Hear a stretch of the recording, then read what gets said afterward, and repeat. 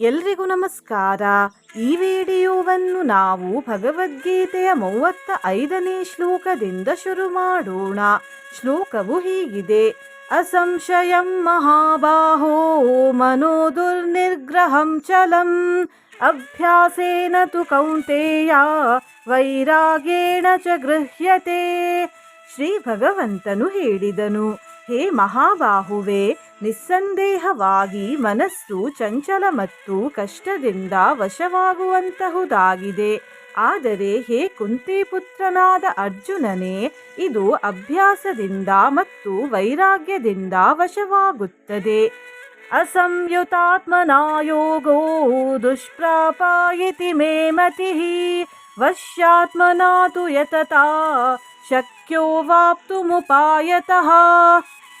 ಯಾರು ಮನಸ್ಸನ್ನು ವಶಪಡಿಸಿಕೊಳ್ಳಲಿಲ್ಲವೋ ಅಂತಹ ಪುರುಷರ ಮೂಲಕ ಯೋಗವು ಪಡೆಯಲಶಕ್ಯವಾಗಿದೆ. ಆದರೆ ಮನಸ್ಸನ್ನು ವಶಪಡಿಸಿಕೊಂಡಿರುವ ಪ್ರಯತ್ನಶೀಲರಾದ ಪುರುಷರ ಮೂಲಕ ಸಾಧನೆಯಿಂದ ಅದು ಪ್ರಾಪ್ತವಾಗುವುದು ಸಹಜವಾಗಿದೆ. ಇದು ನನ್ನ ಮತವಾಗಿದೆ. ಈ ಮಾತುಗಳನ್ನು ಕೇಳಿ ಅರ್ಜುನರು ಶ್ರೀಕೃಷ್ಣ ದೇವರಿಗೆ ಹೀಗೆ ಹೇಳುತ್ತಿದ್ದಾರೆ: ಅಯತಿ ಹಿ ಶ್ರದ್ಧಯೋಪೇತೋ ಯೋಗಾಚಲಿತ ಮಾನಸಃ ಅಪ್ರಾಪ್ಯ ಯೋಗ ಸಂಸಿದ್ಧಿಂ ಕಾಂಗತಿಂ ಕೃಷ್ಣ ಗಚ್ಚತಿ. ಅರ್ಜುನನು ಹೇಳಿದನು, ಹೇ ಶ್ರೀಕೃಷ್ಣ, ಯಾರು ಯೋಗದಲ್ಲಿ ಶ್ರದ್ಧೆಯನ್ನಿಟ್ಟಿದ್ದಾರೋ ಆದರೆ ಸಂಯಮಿಗಳಲ್ಲವೋ, ಈ ಕಾರಣದಿಂದ ಅಂತ್ಯಕಾಲದಲ್ಲಿ ಯಾರ ಮನಸ್ಸು ಯೋಗದಿಂದ ವಿಚಲಿತವಾಗಿ ಹೋಗಿದೆಯೋ ಅಂತಹ ಸಾಧಕನು ಯೋಗದ ಸಿದ್ಧಿಯನ್ನು ಅರ್ಥಾತ್ ಭಗವಂತನ ಸಾಕ್ಷಾತ್ಕಾರವನ್ನು ಪಡೆಯದೆ ಯಾವ ಗತಿಯನ್ನು ಪಡೆಯುತ್ತಾನೆ. ಕಚ್ಚಿನ್ನೋ ಭಯ ವಿಭ್ರಷ್ಟ ಚಿನ್ನಾಭ್ರಮಿವ ನಶ್ಯತಿ ಅಪ್ರತಿಷ್ಠೋ ಮಹಾಬಾಹೋ ವಿಮೂಢೋ ಬ್ರಹ್ಮಣಃ ಪತಿ. ಹೇ ಮಹಾಬಾಹುವೆ, ಆ ಭಗವತ್ ಪ್ರಾಪ್ತಿಯ ಮಾರ್ಗದಲ್ಲಿ ಮೋಹಿತನಾದ ಮತ್ತು ಆಶ್ರಯರಹಿತನಾದ ಪುರುಷನು ಭಿನ್ನ ಭಿನ್ನವಾದ ಮೋಡದಂತೆ ಎರಡೂ ಕಡೆಗಳಿಂದ ಭ್ರಷ್ಟನಾಗಿ ನಷ್ಟವಾಗುವುದಿಲ್ಲವೇನು?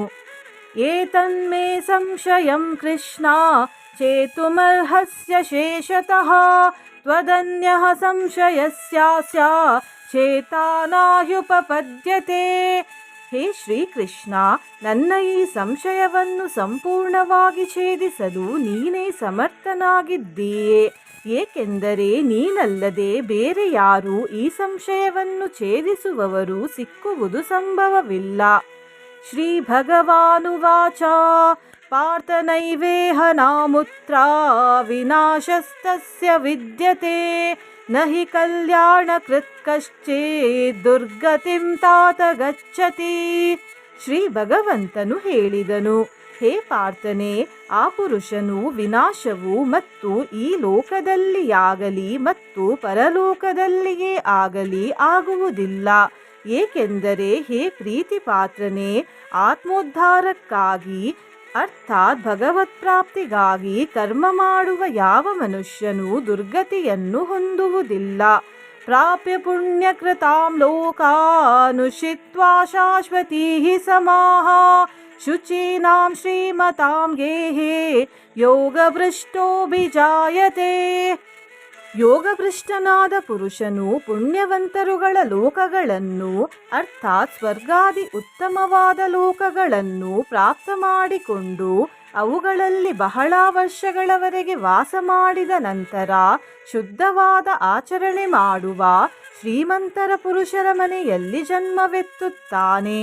ಅಥವಾ ಯೋಗಿನಾಮೇವ ಕುಲೇ ಭವತಿ ಧೀಮತಾಂ ಏತದ್ದಿ ದುರ್ಲಭತರಂ ಲೋಕೆ ಜನ್ಮ ಯದೀದೃಶಂ. ಅಥವಾ ವೈರಾಗ್ಯವಂತನಾದ ಪುರುಷನು ಆ ಲೋಕಗಳಿಗೆ ಹೋಗದೆ ಜ್ಞಾನವಂತರಾದ ಯೋಗಿಗಳ ಕುಲದಲ್ಲಿಯೇ ಜನಿಸುತ್ತಾನೆ. ಆದರೆ ಈ ಪ್ರಕಾರದ ಯಾವ ಈ ಜನ್ಮವಿದೆಯೋ ಅದು ಜಗತ್ತಿನಲ್ಲಿ ನಿಸ್ಸಂದೇಹವಾಗಿ ಅತ್ಯಂತ ದುರ್ಲಭವಾಗಿದೆ. ಇದು ಈ ಅಧ್ಯಾಯದ 42ನೇ ಶ್ಲೋಕ. ಮುಂದಿನ ಶ್ಲೋಕಗಳನ್ನು ಮುಂದಿನ ವಿಡಿಯೋದಲ್ಲಿ ತಿಳಿದುಕೊಳ್ಳೋಣ. ನೀವು ಚಾನಲಿಗೆ ಹೊಸದಾಗಿ ಬಂದಿದ್ದರೆ ಚಾನಲನ್ನು ಸಬ್ಸ್ಕ್ರೈಬ್ ಮಾಡಿ, ಹತ್ತಿರ ಇರುವ ಬೆಲ್ ಬಟನ್ ಪ್ರೆಸ್ ಮಾಡಿ, ಆಲ್ ಅನ್ನುವ ಆಪ್ಷನ್ ಅನ್ನು ಸೆಲೆಕ್ಟ್ ಮಾಡಿ. ವಿಡಿಯೋಗೆ ಲೈಕ್ ಮತ್ತು ಹೈಪ್ ಮಾಡಿ, ಹರೇ ಕೃಷ್ಣ ಎಂದು ಕಮೆಂಟ್ ಮಾಡಿ. ಧನ್ಯವಾದ.